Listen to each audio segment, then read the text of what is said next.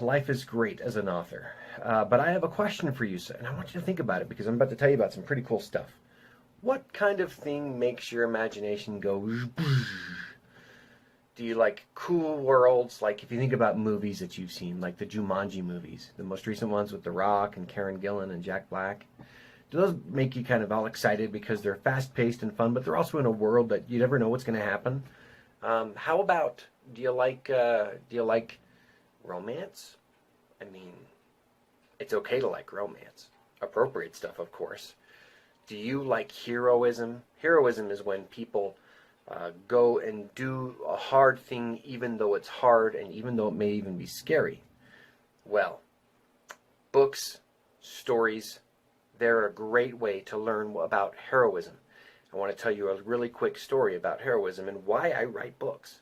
So when I was younger, I didn't have a very good childhood. I had a weird, I didn't really have parents growing up at all.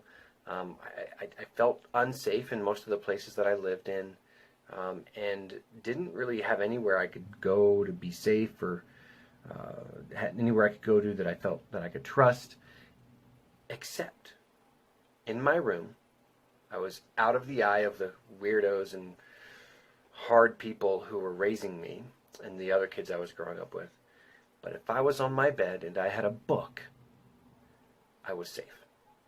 And so I read books like The Black Stallion and the whole series of the Black Stallion books, and books by a guy named R.A. Salvatore. R is an A, or those are initials. He made a character called Drizzt Do'Urden, and he is my favorite fantasy character of all time. I read Bridge to Terabithia, and it made me cry like a baby, and I still cry when I read that book.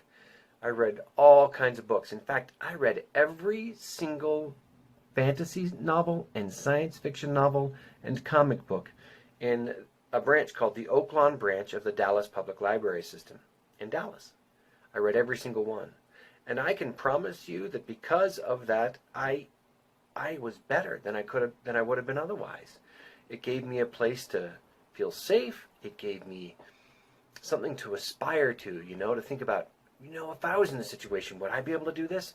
And I would think, what, I would like to be able to do this. I'd like to be brave enough. I'd like to be strong enough. I'd like to be healthy enough. I'd like to sacrifice myself and, for others. Yeah, I want to be a hero in my life. And you know what? I was a firefighter. I didn't rescue anybody from a fire, but I was a firefighter.